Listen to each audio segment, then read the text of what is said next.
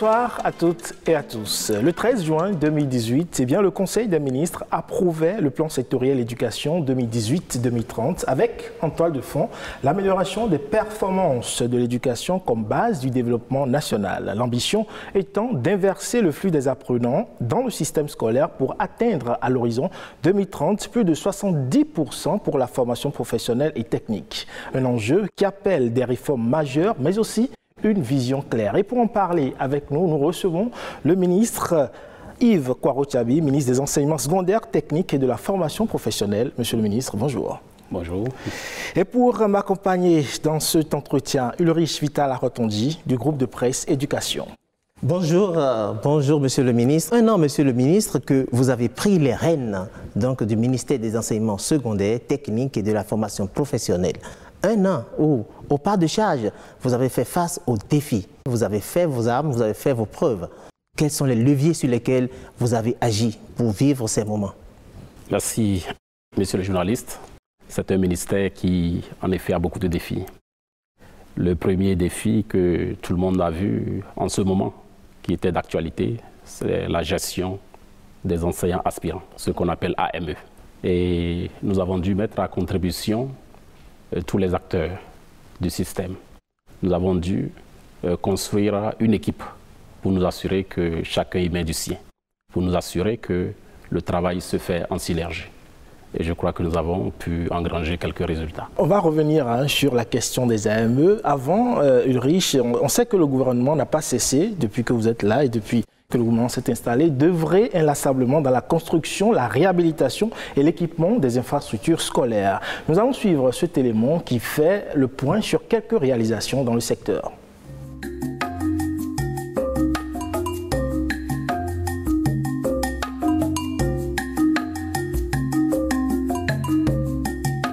L'école est sanctuaire autant que la chapelle. Le gouvernement du président Patrice Talon l'a compris depuis son installation en 2016, au point d'en faire une priorité de son action. Audace et ambition ont donc conduit le gouvernement à construire plusieurs infrastructures au profit de l'école sur toute l'étendue du territoire national. Sur don ou près des PTF, partenaires techniques et financiers, les abris de fortune, les classes tournantes ont laissé place aux modules de classe aux standards internationaux. Il y avait des salles volantes et on négociait des salles avec l'aide des élus locaux et c'est comme ça on gérait la situation. Mais depuis la construction de ce module, tous les coûts se font à l'interne et nous ne nous déplaçons plus. Il y a le PASB qui a permis donc au département de la Donga d'obtenir 8 modules de 4 salles de classe entièrement équipés. 8 blocs donc de latrines de 4 cabines.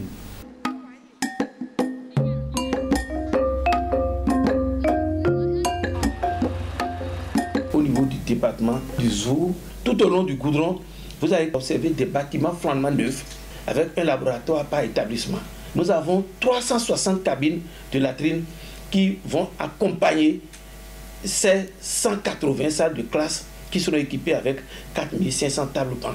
Donc, l'augmentation du nombre de salles de classe, l'augmentation du nombre de tables bancs, du lieu d'aisance, de la précarité des enseignants à la sédentarisation, à la sécurisation des revenus de ces enseignants, nous permet de mettre les enfants dans de bonnes conditions de travail.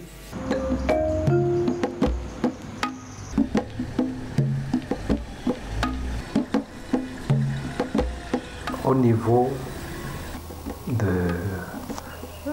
des établissements, il faut dire que le gouvernement a amélioré les conditions de travail à travers la construction des modules de salles de classe et des latrines pour le confort des acteurs du système éducatif. Juste à titre illustratif, lorsque vous allez dans la commune de Grand Popo, vous avez Au CEG Irakondi, vous avez un module de 4 salles de classe et un bloc administratif.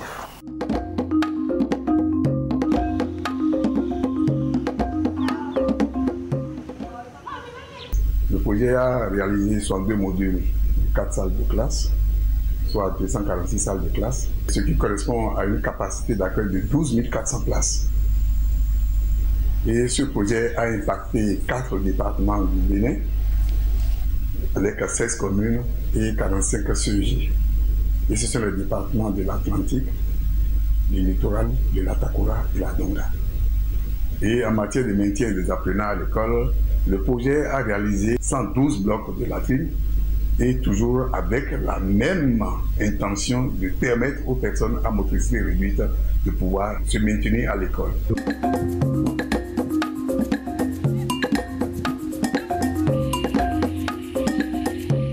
Au total, 1500 modules de classe et 436 blocs de latrines sont construits au profit de l'enseignement secondaire général.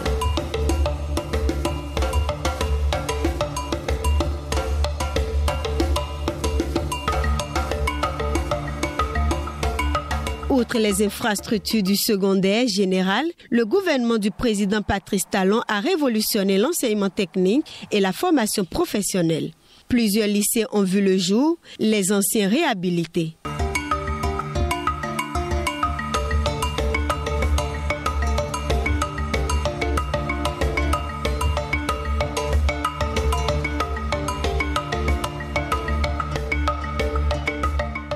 Et voilà, alors Monsieur le ministre, quel est le sentiment qui vous anime au regard de cet élément qui fait un point, on ne va pas dire exhaustif, mais sur les réalisations opérées dans votre sous-secteur? Oui, un sentiment de fierté.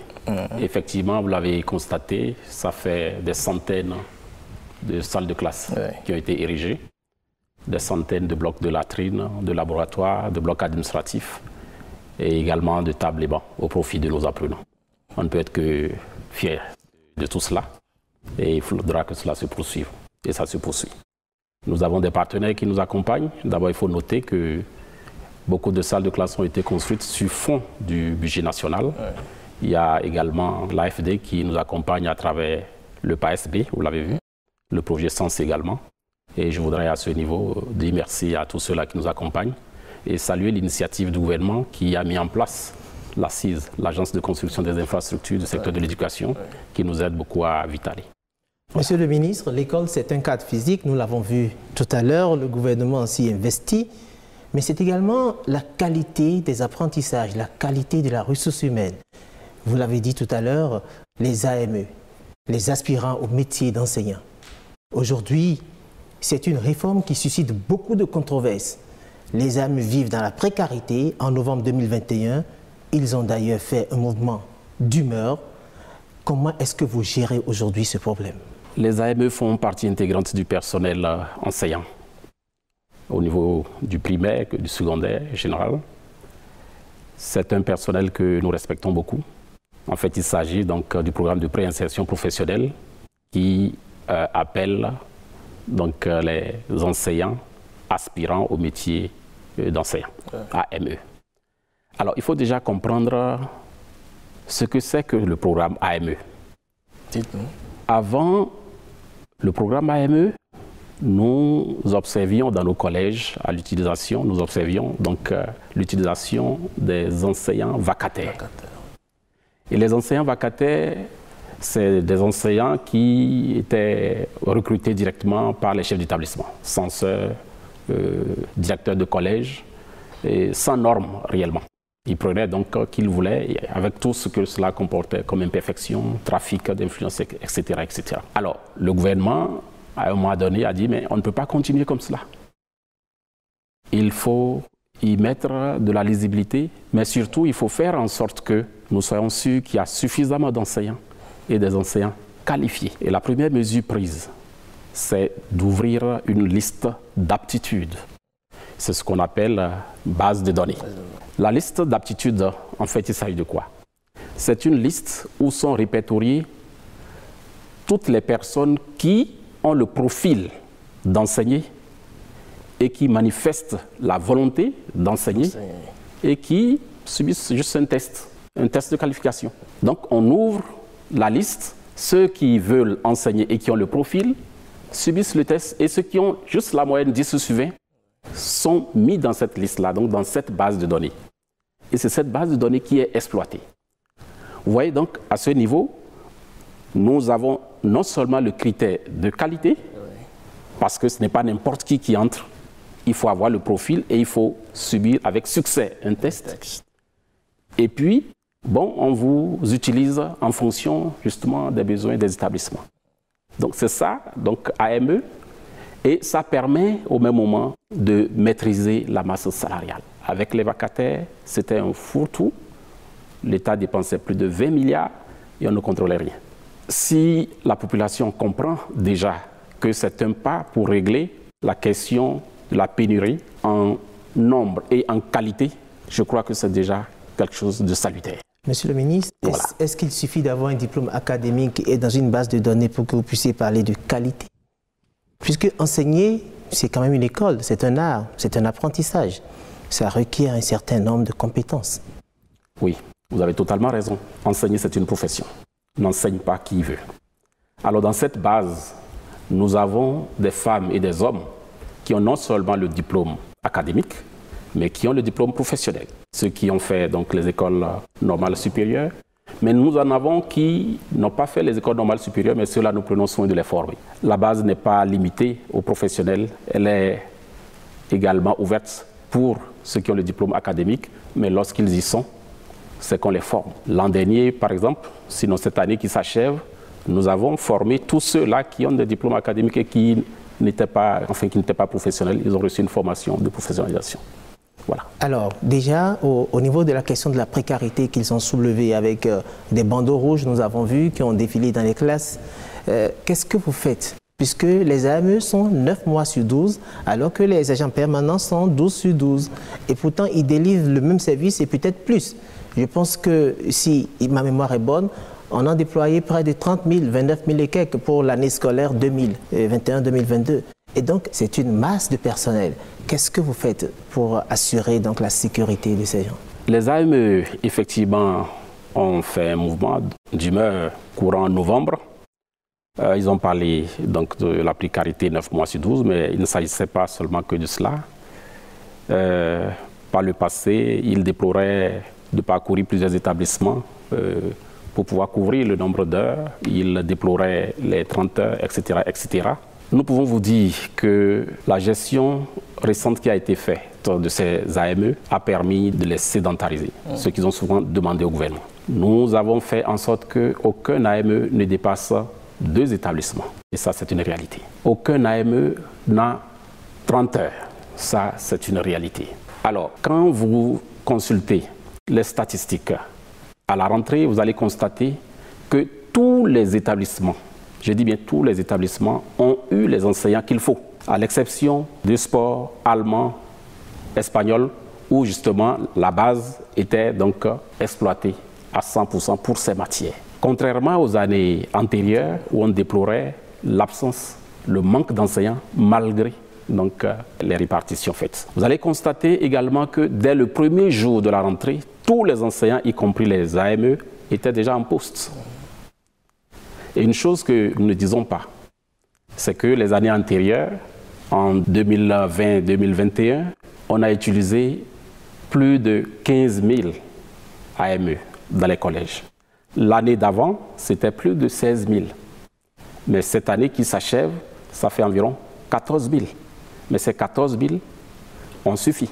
Qu'est-ce qui explique? Justement, c'est juste un problème de gestion, parce que nous avons constaté qu'il y a des AME qui n'arrivaient pas à couvrir donc, toutes les heures, pendant que d'autres en avaient davantage. Donc c'est juste une question de rigueur dans la gestion. Et nous avons utilisé un outil, EducMaster, donc, pour nous aider à mieux maîtriser les effectifs. Voilà. Parce que manuellement, c'est vraiment compliqué. Il a fallu utiliser à fond cet outil-là pour maîtriser donc, les effectifs et l'utilisation des heures d'enseignement. Alors, Monsieur le ministre, il y a une question qui a semblé vous échapper, que Ulrich a évoquée, c'est la question des 9 mois sur 12.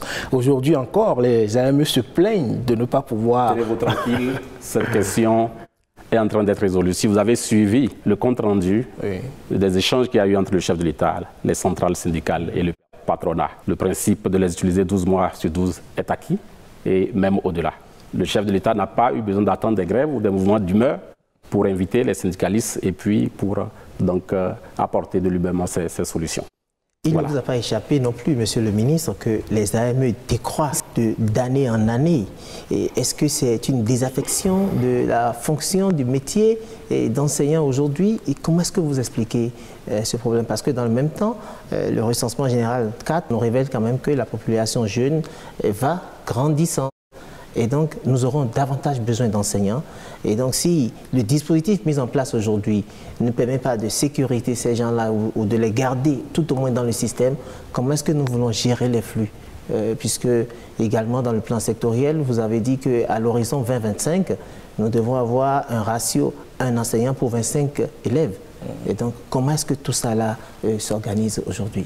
La fonction, sinon le métier d'AME, il faut noter que ce n'est pas un métier permanent, ça dépend donc des intéressés. Ils sont libres de partir quand ils veulent, s'ils trouvent mieux. On ne peut pas les retenir. Nous, notre devoir, c'est de faire en sorte que s'il y en a qui s'en vont, qu'on puisse les remplacer. Et la base est fournie à cet effet. Alors, dans la base, nous avons suffisamment d'enseignants dans la plupart des matières pour remplacer ceux qui partiraient. On ne peut pas les retenir s'il y en a qui trouvent mieux. Mais comme vous le dites, il faut les fidéliser. Et justement, ce que je venais de dire tantôt, vous avez parlé de 12 mois sur 12. C'est en train d'être acquis. Comme tous les autres, comme les FE, c'est-à-dire les fonctionnaires de l'État, comme les ACDPE et leurs collègues. Donc au fur et à mesure, et certainement, on trouvera des formules pour... Voilà, au fur et à mesure. Alors nous sommes dans un gouvernement de réforme. Une réforme peut donc en cacher une autre. Je voudrais à présent aborder la question de l'ETFP, la question de l'enseignement technique et de la formation professionnelle. Une priorité, sinon la priorité du gouvernement aujourd'hui. Et c'est vrai que les chiffres nous renseignent que la population est jeune, plus de 45%. Alors, la stratégie, de quoi est-ce qu'elle retourne aujourd'hui? La stratégie de l'EFTP, il faut retenir que c'est en vérité une révolution au niveau du système éducatif qui est en préparation, je dirais même au niveau de l'économie béninoise. Parce qu'elle agit sur l'homme, cette stratégie. Vous savez, actuellement, nous sommes à plus de 70% d'apprenants dans l'enseignement secondaire général. Vous constatez avec moi que dans chaque famille, il y a des diplômés sans emploi. Des jeunes qui ont soit la licence, la maîtrise dans diverses matières générales et qui attendent un emploi. Il y a quelque chose aussi de paradoxal. Si ça ne va pas, il faut le dire. Vous allez constater que des enfants qui sortent même de nos lycées techniques, même en agriculture, il y en a qui vont s'asseoir au bord de la voie pour vendre de l'essence frelatée. Pour un gouvernement responsable, on ne peut pas rester les bras croisés. Alors, c'est pour ça que le gouvernement dit notre système n'est pas efficace. Il faut le rendre efficace. C'est pour ça que le gouvernement dit, désormais, il faut faire en sorte que nous inversions la tendance pour envoyer le plus d'enfants possible au niveau de la formation professionnelle de l'enseignement technique et au niveau de l'enseignement général. Donc, si on inverse, ça fait 30% et 70% pour... Alors, ce n'est pas terminé. La philosophie même de l'enseignement, de l'apprentissage va changer. Il faut faire en sorte que ces enfants qui sortent de nos écoles techniques, de nos centres de formation professionnelle, qu'ils soient des acteurs du développement complet. Lorsqu'ils sortent des lycées agricoles, qu'ils soient des exploitants agricoles complets. Lorsqu'ils sortent, ils peuvent entreprendre eux-mêmes et ils sont immédiatement consommables par les industries, par les entreprises et consorts. Donc c'est ce qui est en train d'être fait. La stratégie, c'est 30 lycées techniques agricoles modernes. Et pour chaque lycée, il y a 50 hectares qui sont dévolus donc au bloc pédagogique et autres, et 1000 hectares pour la production. Nous avons également en chantier bientôt 7 écoles de métiers qui seront donc érigées. Ça, c'est du réel. Au quotidien, du bon travail se fait dans ce sens. Nous avons des partenaires qui nous accompagnent de par le monde. Et pour accélérer tout cela et s'assurer d'avoir le plus rapidement des résultats, le gouvernement a mis en place une structure spéciale, l'Agence de développement de l'enseignement technique, ADEX, Et il y a vraiment du personnel là disponible et qui travaille sur ces différents chantiers. Monsieur le ministre, quand on vous écoute, on a l'impression que nous sommes dans le meilleur des mondes de l'ETFP aujourd'hui. Mais en réalité, quand nous prenons la situation aujourd'hui, nous n'avons pas d'enseignants de sciences suffisamment en nombre et en qualité. Vous en savez beaucoup. Comment est-ce que nous vivons cette transition pour aller vers ce rêve que vous décrivez? Non, les choses ne sont pas roses, sinon on n'allait pas faire des réformes. Les réformes, c'est pour améliorer.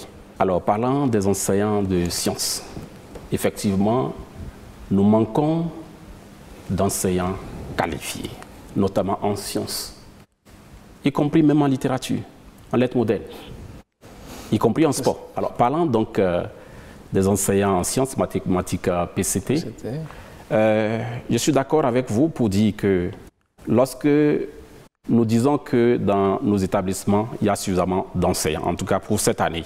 En sciences, il faut déplorer que ceux-là que nous utilisons ne sont pas réellement des professionnels de mathématiques, de PCT. C'est pour la plupart des gens qui ont fait des études en sciences économiques, mais il vaut mieux les avoir dans nos classes que de ne rien avoir. Alors, le gouvernement n'est pas resté les bras croisés, tout en mettant plus d'ordre dans la gestion du personnel, tout en rendant la gestion plus efficace. Il y a des chantiers en cours. Le gouvernement a mis en place un projet pour ériger 6 lycées scientifiques modernes qui seront répartis dans les anciens départements. 6 lycées scientifiques modernes. Les études de faisabilité sont en cours, les sites pour abriter ces lycées sont déjà identifiés. Et ces lycées ont vocation à fournir des bacheliers en sciences. Donc, c'est des jeunes que nous allons accueillir à partir de la seconde scientifique. Ils feront donc la seconde, la première, la terminale. Ils auront le bac scientifique et ils seront récupérés par des écoles normales supérieures qui, elles également, sont spécialisées pour former des professeurs de sciences. C'est-à-dire qu'à moyen terme, nos difficultés seront totalement révolues en matière donc, de disponibilité d'enseignants de sciences. J'en aurais fini avec ce volet UFTP, si vous permettez, avec la loi du 12 janvier 2022, la loi cadre. C'est une première dans la sous-région. Le Bénin a une loi cadre de l'enseignement technique et de la formation professionnelle. Une loi en réalité qui favorise le partenariat public-privé. Et comment est-ce que ce partenariat, quel est le maillage, si vous voulez, entre le public et le privé pour donner de la qualité à l'enseignement professionnel? Vous avez tout dit, M. Aotondi. Cette loi cadre que les députés nous ont aidés à sortir le plus rapidement possible parce qu'ils ont justement compris l'enjeu, permet donc de renforcer le partenariat public-privé. La stratégie ne peut pas être conduite sans le privé. Si vous avez suivi ce que nous avons dit tantôt, les apprenants que nous allons sortir de ces centres de formation, de ces écoles, de ces lycées, seront absorbés par le privé, vont investir le privé. Et si nous voulons faire de la bonne formation, une formation utile et adaptée donc, au monde du travail, à l'économie, il faut associer le privé. Le privé sera associé dans l'identification des besoins de formation. Donc déjà, au niveau des besoins de formation, le privé sera associé. Le privé sera associé dans le déroulement de la formation. Les entreprises vont accueillir nos stagiaires, nos apprenants stagiaires. Et donc, il faut ce cadre-là pour mettre à l'aise le privé. Ça, c'est l'une des nombreuses raisons pour lesquelles donc, la loi cadre a été votée. Effectivement, nous avons reçu des délégations étrangères, il y a de cela quelques mois, une délégation du Togo pour venir voir comment cela se passe.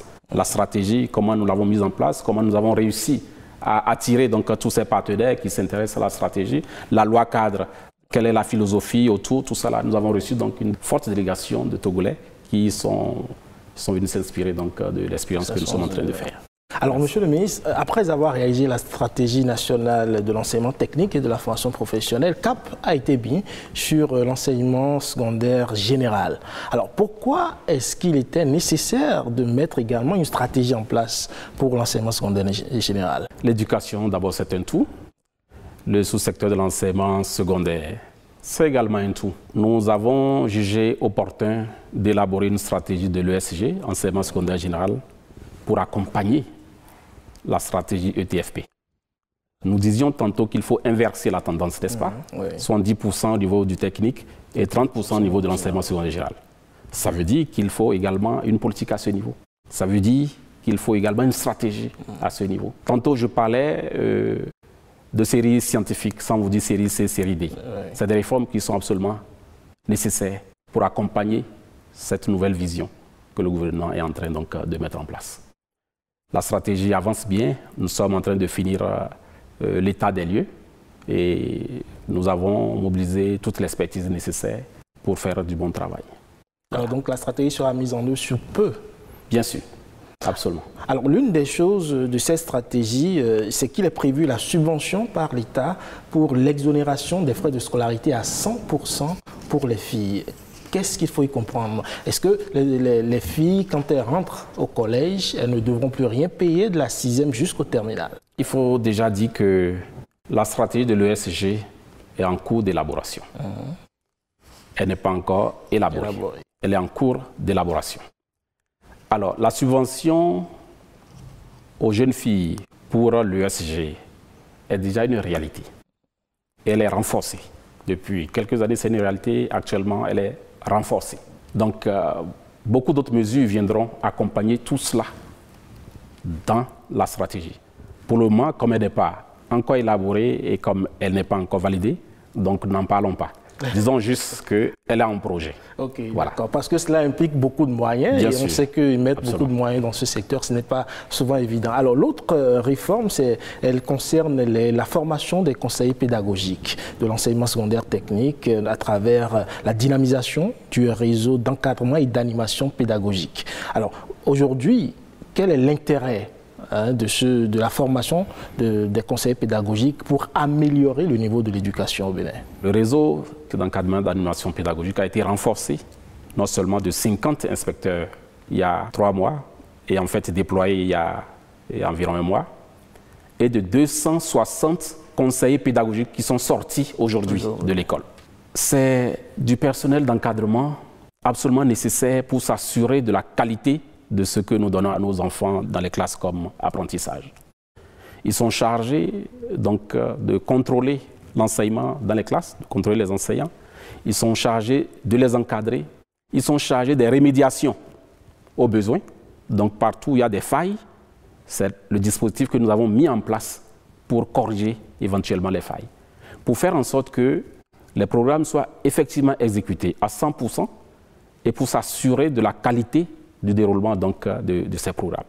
C'est un dispositif qui part du sommet à la base jusqu'au niveau des établissements. Donc c'est du personnel absolument nécessaire et nous sommes absolument convaincus qu'ils feront du bon travail et au bonheur donc, de nos Alors, apprenants. est-ce que ça veut dire que le REAP impose une inspection de proximité? Est-ce que désormais l'inspection est au département, est dans la commune, etc.? Qu'est-ce que c'est exactement? Bien sûr, le REAP, c'est un réseau qui permet d'avoir donc de l'encadrement de façon permanente dans les établissements, donc de proximité. Pour cela, il faut suffisamment de ressources humaines. Il faut suffisamment de ressources humaines. Nous n'en avons pas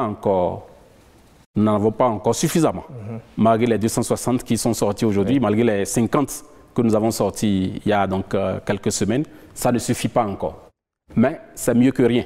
L'autre élément très intéressant donc, dans cette réforme, c'est le projet d'établissement. Désormais, le directeur d'établissement, il est obligé de sortir un projet d'établissement et donc d'assumer un contrat de performance annuel. Donc, si le projet d'établissement est pluriannuel, le contrat, lui, il est annuel. Comment est-ce que ça se passe exactement? Il faut déjà noter que nous allons progressivement vers la professionnalisation de la gestion de nos établissements. C'est des enseignants que nous mettons comme chefs d'établissement, directeurs, censeurs et même gestionnaires comptables. Et il faut aller au-delà. Et donc, le projet d'établissement participe déjà de ça. Et bientôt, nous envisageons carrément avoir, si ce n'est un corps carrément de gestionnaires d'établissement, tout au moins nous assurer que tous ceux-là que nous mettons à la tête de nos établissements ont donc les moyens nécessaires pour gérer ces établissements. C'est un processus qui est engagé avec donc ce projet et à moyen terme, certainement avec la stratégie ESG et à moyen terme, donc, nous arriverons donc à ce résultat que nous voulons. Est-ce que le projet d'établissement, pour aller un peu plus loin, implique aussi les dames cantinières? C'est aussi une autre réforme. Nous avons assisté donc à la question du maintien par la généralisation des cantines dans le primaire. Mais ici, est-ce que les dames cantinières, les bonnes dames qui vendent dans l'école, les APE, est-ce que tout ce personnel est associé à la gestion de l'école désormais? Absolument. C'est des acteurs non négligeables des établissements et ils sont tous associés. Si nous voulons avoir un établissement performant dans tous ces compartiments, évidemment, les dames cantinières, les parents d'élèves, c'est des acteurs très importants. On ne peut pas les négliger. Donc ce projet inclut tout ce monde-là. Alors, Monsieur le ministre, un autre sujet non moins important est quand même celui de l'alphabétisation, de l'éducation, notamment dans les langues nationales. Aujourd'hui, on sait que le Bénin fait beaucoup d'efforts dans ce sens-là. Est-ce que vous pourriez nous faire un état des lieux, déjà, de l'alphabétisation au Bénin et des efforts qui ont été engagés pour améliorer quand même ce secteur-là? Oui, l'alphabétisation, on n'en parle pas beaucoup, mais c'est un pan de notre ministère que nous gérons avec beaucoup de fierté. Il faut dire que nous essayons de faire de l'alphabétisation quelque chose de plus que ce que nous faisions traditionnellement. C'est-à-dire qu'il ne s'agit pas seulement d'apprendre à lire et à écrire à nos concitoyens qui n'ont pas eu la chance d'aller donc à l'école moderne. Il s'agit d'utiliser cet outil pour former. Nous utilisons l'alphabétisation pour assurer la formation de nos artisans, par exemple.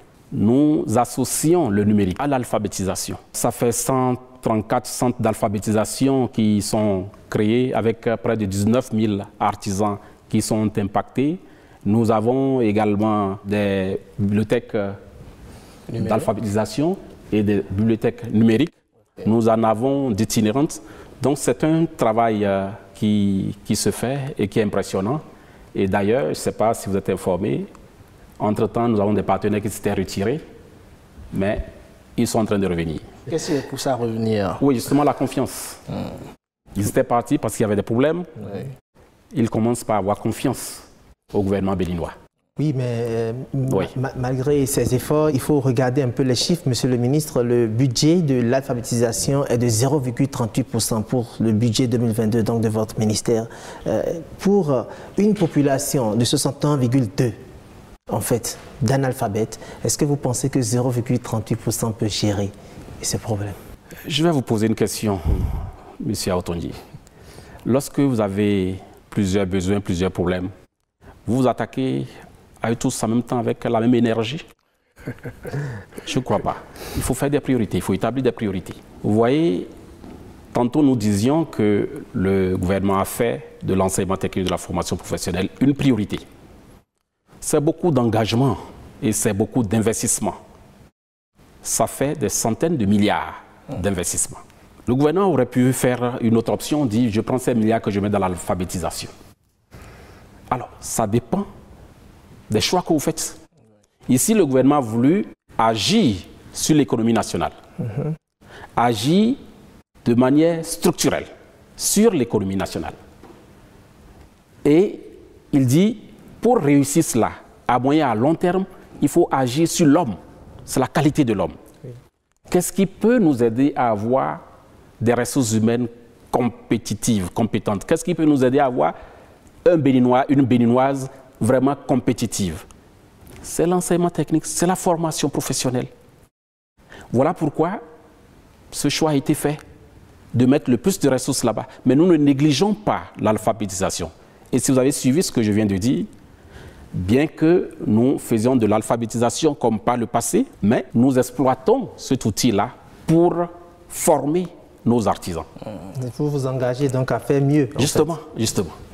Alors l'autre chose, c'est quand même que le gouvernement ambitionne l'arrimage du sous-secteur de l'alphabétisation au système éducatif formel.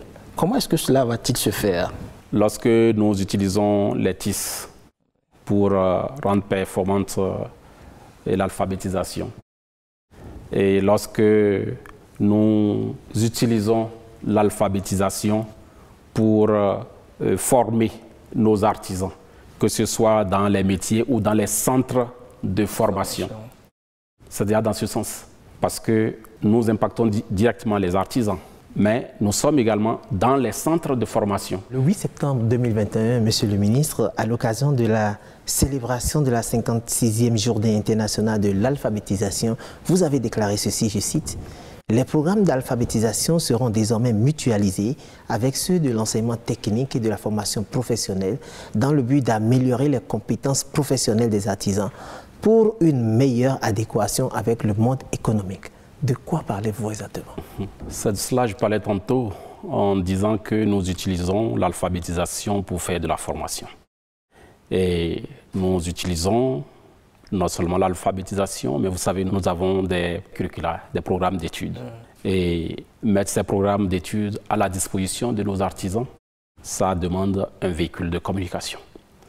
Et l'alphabétisation, nous allons nous en servir, puisque cela ne va pas se faire en français. Il faut peut-être traduire ces programmes en langue, tout ce qu'il faut pour que ces artisans-là puissent avoir donc, les savoirs nécessaires.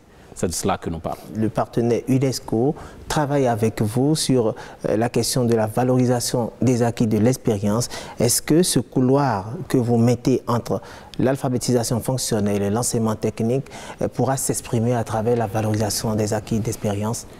Bien sûr. Il y a un travail qui se fait avec justement une équipe de l'UNESCO et les services techniques du ministère, y compris également l'ADET, sur la valorisation des acquis des expériences. C'est une question de certification. Un artisan qui n'a pas eu la chance d'aller dans un centre classique de formation, mais qui maîtrise son domaine. Il faut voir à quel niveau il est et pouvoir lui décerner donc les certifications nécessaires. Et voilà, c'est de ça qu'il est question. Voilà. Alors, Monsieur le ministre, l'année scolaire 2021-2022 tire à sa fin avec bientôt les examens de fin d'année. L'année dernière, le taux de réussite au BEPC était de 60,50%, celui du bac de 64,50%. Cette année, est-ce qu'il y a des raisons d'espérer des taux encore plus forts de réussite? C'est l'attente de tous parents d'élèves, et y compris de nous-mêmes. Déjà, il faut vous rassurer que nous avons pris l'année au sérieux. Nous avons mis l'apprenant au cœur de nos préoccupations. L'apprenant, c'est notre cible première. C'est la raison d'être de tout ce que nous sommes, ministres, enseignants, etc., etc. Donc, nous avons pris la formation de nos apprenants au sérieux et nous avons mis tout en œuvre pour que les résultats soient bons. Nous avons agi sur le pilotage, donc sur la gouvernance, aussi bien au sommet qu'à la base. Nous avons mis en place les intrants nécessaires. Tout à l'heure, nous parlions donc d'enseignants qui étaient présents dans la salle dès le premier jour de la rentrée. Nous avons mis en place un mécanisme numérisé, donc toujours avec EducMaster, pour suivre la présence des enseignants au quotidien et par semaine. Je puis vous dire de mon bureau la situation dans n'importe quel collège au Bénin. Est-ce qu'il y a un enseignant qui n'a pas fait cours? Est-ce qu'il y a un enseignant qui a fait moins qu'il le faut? Nous avons mis un mécanisme pour suivre également la présence des apprenants. Parce qu'il y a ce phénomène, les apprenants, ils viennent en début d'année, ils disparaissent. Ils se présentent en fin d'année pour composer, ce qui pénalise un peu les résultats. Est-ce que vous pouvez expliquer un peu plus la façon dont vous suivez les présences à distance à travers EducMaster? Voilà, EducMaster, c'est une plateforme et nous avons des points focaux dans tous les départements et dans chaque établissement. Donc déjà, en début d'année, la plateforme est renseignée dans tous ces compartiments, effectifs, les heures de cours nécessaires, et tout est paramétré. Et chaque jour, il y a donc le point focal qui renseigne la plateforme. Dès que c'est renseigné, nous avons toute l'information de notre bureau. Donc ça nous permet de savoir exactement ce qui se passe. Vous avez suivi un peu comment nous avons géré les AME. Oui. Beaucoup ont été surpris de constater que déjà au premier jour de la rentrée, tous les AME étaient déjà positionnés avec leurs emplois du temps. Beaucoup ont été surpris que nous puissions maîtriser les besoins réels des établissements sans demander de la paperasse aux chefs d'établissement. Parce que justement, en fonction de la taille de l'établissement, des groupes pédagogiques et des matières qu'il faut y enseigner, tout ça, nous connaissons le volume de master d'heures nécessaires. Nous connaissons déjà la présence des fonctionnaires d'État, enseignants, et des ACDPE, et systématiquement, nous connaissons le besoin donc, en AME et consorts. Beaucoup ont été surpris que systématiquement, lorsqu'il y a eu mouvement d'humeur des AME, que nous ayons systématiquement les meneurs et les grévistes. C'est un travail quasiment impossible s'il faut le faire de façon manuelle. Donc nous utilisons à fond le numérique pour nous aider dans la gestion.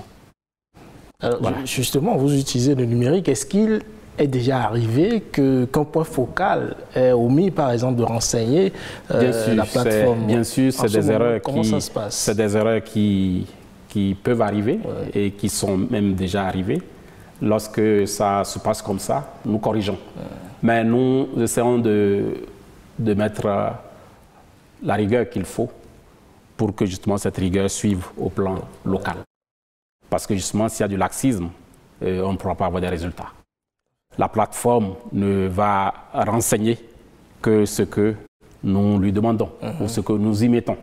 Donc nous nous assurons que sur toute la chaîne, les choses se passent bien. Cela appelle à une certaine bonne foi de ceux qui renseignent. Bonne foi, formation, équipement et tout. Nous mettons tout ça ensemble.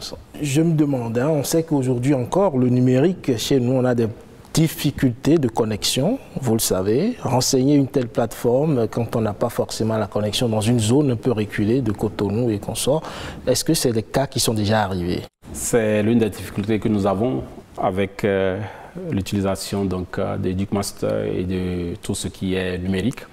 Effectivement, les établissements, les chefs d'établissement se plaignent de ce que nous ne mettons pas à leur disposition, donc Internet. Et malgré cela, nous sommes exigeants. Certains se plaignent d'être vraiment très éloignés, tout cela.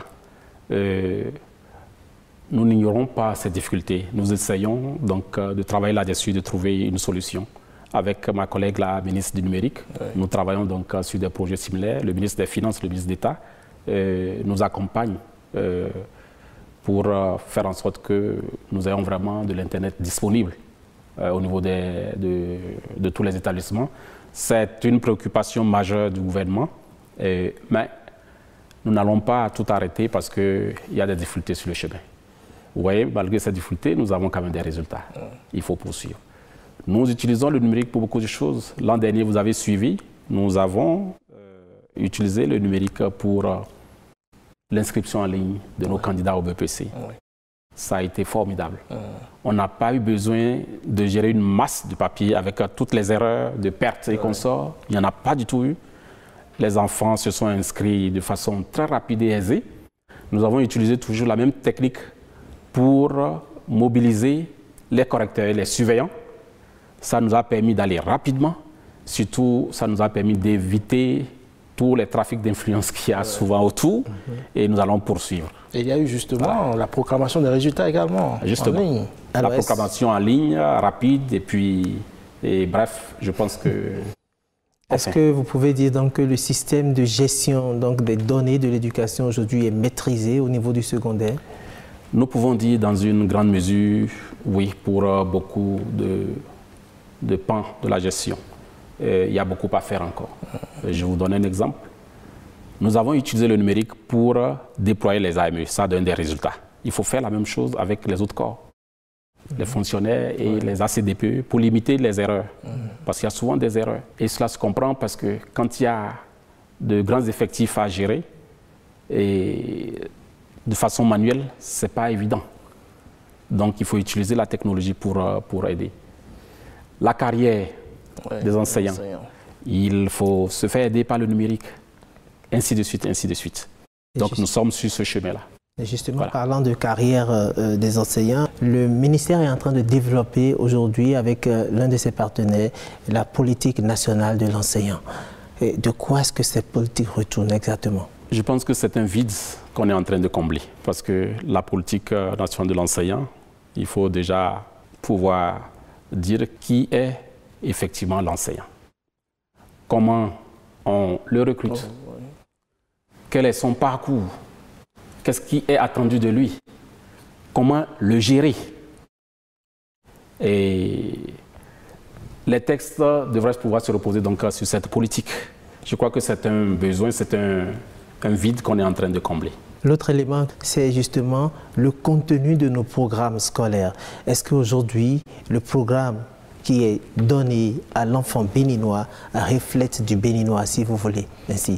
Est-ce que ça reflète du local? Est-ce que nous avons de l'endogénéité dans nos programmes? Les programmes d'études que nous avons nous ont permis d'avoir les résultats que vous constatez jusqu'à présent, avec tout ce qu'il y a de bien et de moins bien. Ce que je puis vous dire pour vous rassurer, une fois encore, je dis bien une fois encore, le chef de l'État, le président Patrice Talon, en fait sa préoccupation.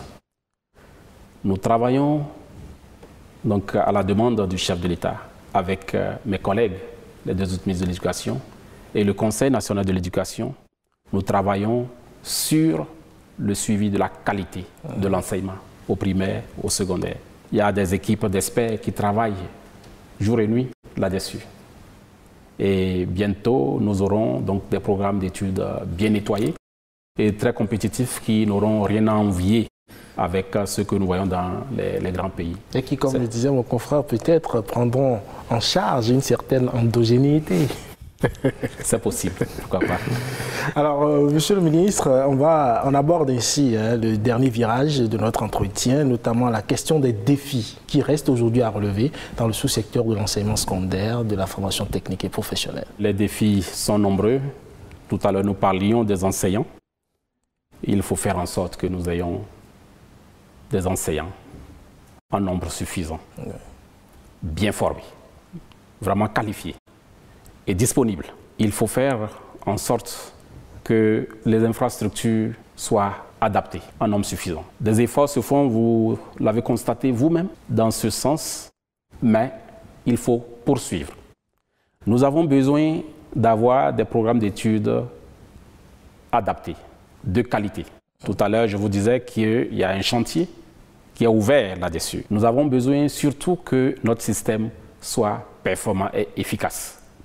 C'est dans ce sens justement que cette révolution qui veut que tous ensemble nous ayons vers l'enseignement technique, que cette révolution-là donc est lancée, il faut la poursuivre. Je suis persuadé qu'à moyen terme, tous ces efforts que le gouvernement fournit donneront des résultats. Nous avons déjà des résultats qui ne sont pas négligeables, mais en termes d'efficacité du système, à moyen terme, je crois que l'économie béninoise se trouvera vraiment boostée par tout ce que nous sommes en train de faire. Le pilotage du système éducatif aujourd'hui, avec les structures mises en place, peine à vraiment éclore sur un certain nombre de plans, surtout le plan organisationnel ou administratif. Nous avons le Conseil national de l'éducation. Certainement, il y a du travail en sous-marin, mais comment est-ce qu'aujourd'hui, les ministères travaillent avec ces structures? Comment est-ce que toutes ces structures-là travaillent en bonne intelligence, en bonne synergie? Est-ce que ce n'est pas trop, monsieur le ministre? Non, monsieur le journaliste, et je ne crois pas que ce soit trop. La structure factière de l'éducation, vous avez les 3 ministères que vous connaissez. Vous avez le Conseil national de l'éducation. Nous avons des agences qui nous appuient.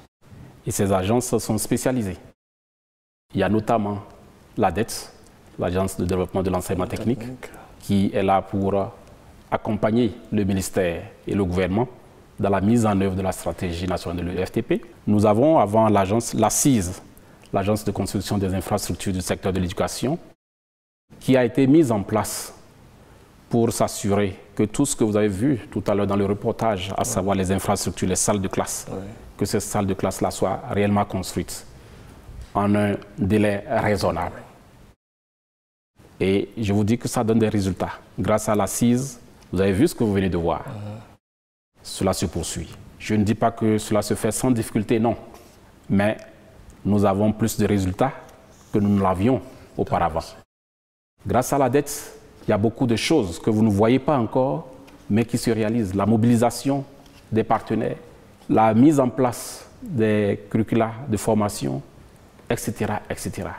Donc il y a beaucoup de choses également qui se font à ce niveau. Et lorsque je reviens au niveau du CNE, qui est la superstructure fêtière, le CNE fait beaucoup de travail sans grand bruit.